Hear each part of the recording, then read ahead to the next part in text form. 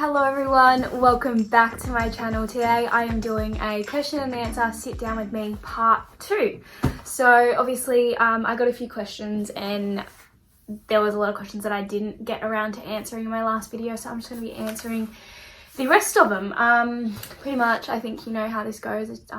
I put on my Instagram story, I'm answering the question that you guys want to hear. And yeah, so let's get into first question. Do you live with your parents, on your own, or with friends? So I actually currently live with my mum. So I'm living with my mum. Now, when I first moved to Melbourne, I was living on my own. I was living on uni res, but mum moved to Melbourne last year, towards the end of last year, and now me and her have a place. And as well, before lockdown happened, my friend was also living with us. So I was living with mum and my friend. When I wasn't living with anyone and I was living on my own, how did you manage homesickness? Now, for those of you who don't know, I grew up in a country town known as Mildura, which is actually 6 hours away from Melbourne. So, you know, I wasn't home and I was far away from home with no family in Melbourne. But I don't think I ever necessarily had homesickness. I'm not the kind of person who is like feeling sick when they're away from home. I can go anywhere for a long period of time and, you know, not get homesickness. So for me, I don't think I've ever actually had homesickness. So I don't know how to necessarily deal with it. I guess, you know, the best thing you could do is to have those things that remind you of home, or things that you have at home, have them with you so they kind of bring you that comfort, or just always FaceTime your family. I think that's one thing I did when I was living on my own. I was FaceTiming my mum, my family, like 24/7, and still talking to them heaps. So, you know, make use of your FaceTime and send pictures every day of what you get up to, or if you have a pet that you don't live with, get your mum to send you pictures. I mean, my mum sends me Snapchats all the time of my dog, Monty. How to be a morning person. Now, I am not a morning person. I really am not. Especially lately during COVID, I'm not a morning person. I actually struggle with like getting really good sleep and getting to sleep. I don't know why. I've just always struggled, and lately I've just been struggling so much. I can't go to sleep any earlier than 12, and then, you know, whether or not I wake up at 7, 8, 10 depends, but yeah, I can't get to sleep early and I can't wake up early. I've just never been that morning person. When work, and I was actually going into work and coaching of a morning and everything like that, I was a morning person and I could get up early. I had no problems with it. For me, it's just getting out of bed.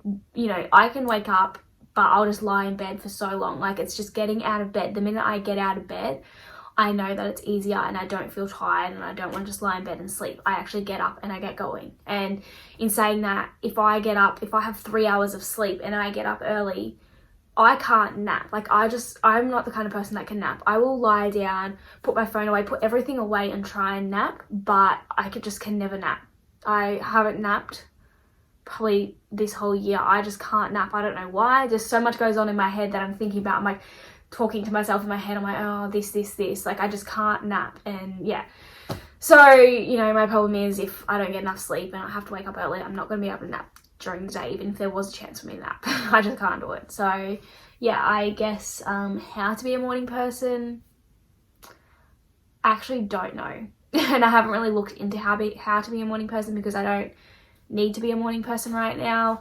I think, you know, I've heard these things online. Have a drink of water beside your bed, and when you have your alarm set, make sure you get up and you have a drink of water, because then that wakes you up. But I've also heard, when you set your alarm, put your phone like far away from your bed. So usually it'll be on my bedside table, and I can just hit snooze quite easily. But if you put it far away, you have to actually get up out of bed to turn it off, and then that, like, you know, then you aren't more inclined to get back into bed to go back to sleep because you're already up. So I've heard those things. I don't know if they've worked. I've never tested them out. But yeah, I guess just set your alarms and try and wake up. I don't actually know how to become a morning person, because I am not a morning person. I'm really not. Best tip for staying in routine. I am very big on routine. I have just a usual routine that I kind of stick to, but as well, if my routine isn't the same or something happens and I'm out of routine, I don't necessarily get too stressed about it. So I think, you know, if you are in routine and something happens to make you out of routine, don't be too stressed about it. Just be calm about it. But for staying in a routine, I think I would say set yourself timelines for everything. So if you're in a routine where you have netball training on a Wednesday night, on a Friday, on a Sunday, and you have work during those days or whatever it is, just make sure that you're setting these times for yourself to allow yourself to leave early enough, get there early enough so you're not running late. But yeah, for me, I just write everything down, and I just stick to it.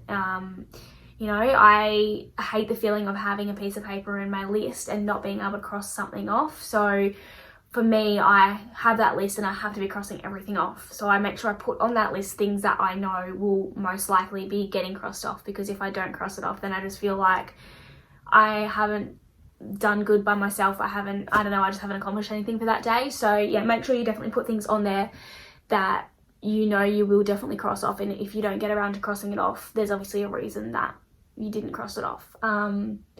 But yeah, just make sure that you kind of, you know what time everything is, when everything is, you allow time for things, and don't put too much on the one day, because if you're wearing yourself down in the one day, the next day you're probably going to be really exhausted and tired and not do what you had down for that day. So then you will be out of routine. So just be smart about it.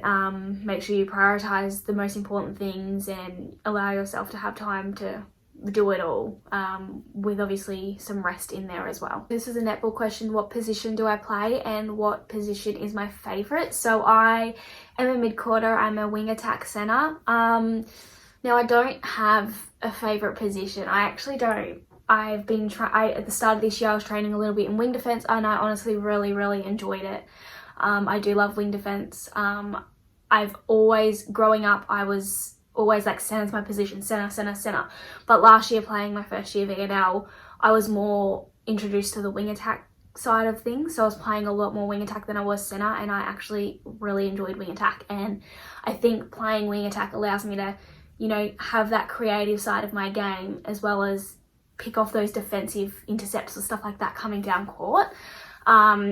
I don't know. I also grew up playing goal attack, and I do enjoy playing goal attack for some fun here and there. I'm not good at playing goal attack competitively, and I haven't played a whole lot of it.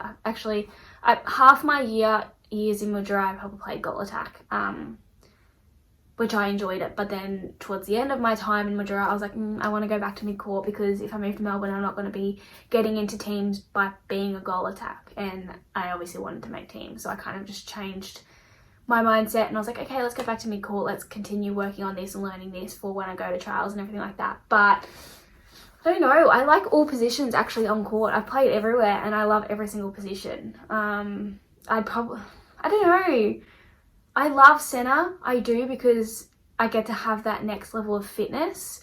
But I love wing attack because I can really use my versatility and use my speed and be more creative. So I actually can't pick a position. You know, one day I might like wing attack, but then one day I might like center, because I can get more defensive intercepts. And I really enjoy wing defense. This is hard, I don't know. I think wing attack.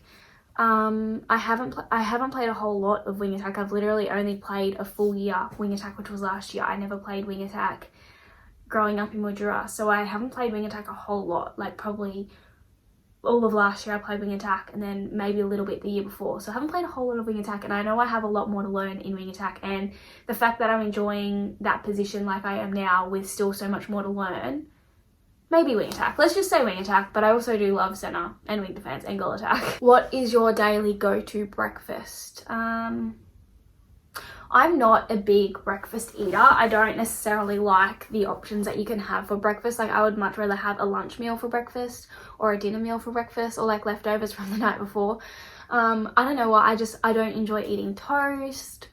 I don't like cereals. Like I do like Wheat Bix, but not really. I love acai bowls.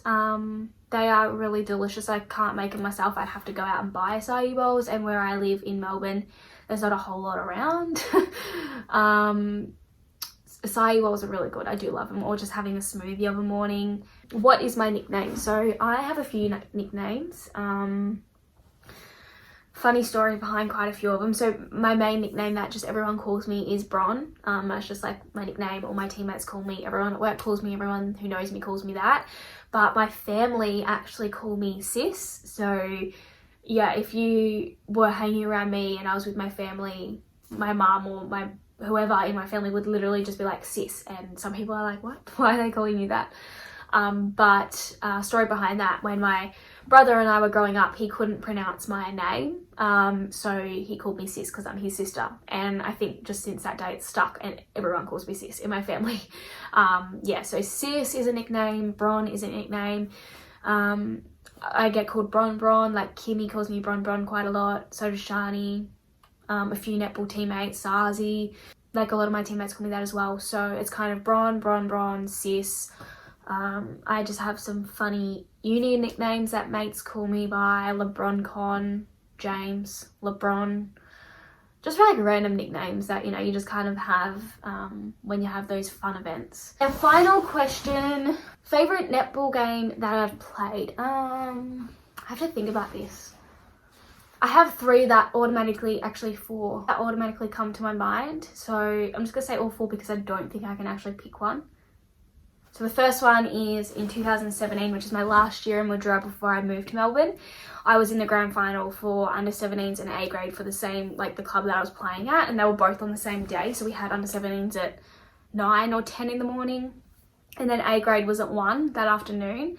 Now under 17s was obviously really cool, really great to win with my girls, but playing A grade, I think I really, as much as I can remember of that game, it was probably a little bit of a blur to me because it was my first Sunraysia grand final in a senior grade, and it was quite big, like everyone was watching kind of thing. So I was obviously starting 7, centre, played centre for the full game, but I remember that game being really great. I remember this one intercept that I got in the game, and like people watching were like cheering me on, and I just felt so amazing. And to win at the end, I think we went, it was a close game. I'm pretty sure we went overtime, but I can't remember. If I get that wrong, I don't remember. All I know, it was a close game and we ended up winning by a few points. I'm pretty sure we went overtime, but now I can't remember. Oh, if I get this wrong, that's really bad. It's been 3 years, so it's been a while, but I just remember that game. It was just a great feeling just to win that, and because it was my last year in Mildura as well, it was that little bit more special because yeah, it was my last year with everyone at our and I've been with that club since I was a junior, so that was really important for me. So that's one game. Second game, now this isn't a game, it's a trial, but I consider it, I was still playing netball, so I'm going to count it, but Waves under 19 trial. When I was first trialling for Waves actually it was my second time trialling for Waves in 2018 for the 2019 season, I did trial. And just stepping out on court at Waves, I just played great netball. I was very happy with how I played. I was like, whoa, I was just so happy. I think I just stepped out there and I had this confidence. And I actually remember checking my phone before walking out on court at those trials for the warm-up. And it was on a Tuesday, and I had my very first VNL trial for that year on the Monday with this club, and I played terrible netball. Like, trials were so bad. And I remember checking my phone, I got an email saying that I didn't make it and I got cut, which obviously that was like, I was like, oh, like I felt like a little bit shot in the heart. I was like, obviously, but I kind of expected it because I didn't play good netball and I knew I trialed terribly. But yeah, when I looked at my phone, you know, I didn't cry, I didn't get down about myself. I said, let's use this trials to really come back and, you know, show that I can play good netball. And I went out there and I smashed it. I was so happy with how I trialed. I was having great feeding into the ring, like my talk on court was great, and I was like showing leadership, and I don't really do that at trials. I have never done that at trials, so I was very just proud of myself, and that was one of the best netball, you know, games. I guess it wasn't necessarily a full game, but court time, I just played really well. Then the third would have to be last year, so it's actually kind of a bittersweet game. We were playing against Saints. I was starting wing attack, and we were actually down by quite a lot at halftime, probably 10 or maybe more. it was, yeah, the score had blown out, and basically I got put into centre, and then we brought Sarzi Duncan, who was her first game with us Div 1 girls. And yeah, Sars came on, she was wing attack, I was centre. A few positions changed around, but we came back and ended up winning that game by quite a bit as well, maybe by how much we were losing, by 8 or 10, or I could be completely wrong, I don't remember. But I just remember this game being really great. I got so many intercepts. I actually got best on for that game. I got the 3 votes and I was very proud of myself. But I actually, yeah, the reason why it was a bittersweet game, it was sweet because we won, and it was just, I was playing very well, and I just really connected with Sars on court, and I loved playing with her. But I actually injured myself that game, and it was the last 5 minutes of the game where I had taken this massive like attempt at this intercept, and I just wish I had have gotten it. If I had have gotten my feet under my body, or if I had have jumped a little bit higher, I would have had this intercept and it would have looked amazing. I'm going to show the video here of the intercept that I tried to get, and this is where I actually injured myself. But yeah, when I took that jump, my left calf cramped, and I was like, oh, okay, maybe it's just because I jumped, like, let's just run it off. And I kept playing the game out, I kept running, and then by the end of it, I was really feeling the fatigue in my legs. I was like, oh, my calf is hurting, my leg is hurting, and yeah, so I was kind of slowing down in centre towards the end. And I remember, I think maybe the last centre pass was like, come on, Bron, like, push it out, we're nearly there. And no one knew that I had hurt myself. No one knew, because I wasn't going to call time because I could still run on it. And then at the end of the game, I went in and I saw my physio, and I was like, oh, I kind of hurt my calf. Told her about it, and she's like, oh, I think that you might have torn your calf. You could be out for 4 weeks. And I was like, oh, that is not great. And I just pulled my eyes out. I was really upset. And then we assessed it in the clinic on that Monday, I think it was. And yeah, we pretty much assessed it. And yes, I tore my calf, and I was out for 5 weeks, I'm pretty sure, of the season. And it was quite hard on me being out for that long, because I just had started playing great netball. I played the best netball game for the season, and then I injured myself, and then I was out for 4 weeks. So that was hard for me to go through, but everything happens for a reason. That reason being, I don't know, I guess it just made me a stronger person. Mentally, it was hard and tough on me, but I came back out on court in that second half of the season. And I think I played more calm, settled and creative netball, and I actually thought about what I was doing rather than just running and doing it. I definitely think, yeah, I played smarter netball for that second half coming back from that injury. But that's all I'll answer for today. If you want me to do another question and answer, let me know and I will happily do one. I just thought, you know, while I'm here chilling, I'll just do another one, film another one, edit it over the next couple weeks. Yeah, so enjoy your week, and I will see you all next Sunday with a new video. So don't forget to subscribe, like, and yeah, when I come out with the next video, you will find out and be notified. Bye.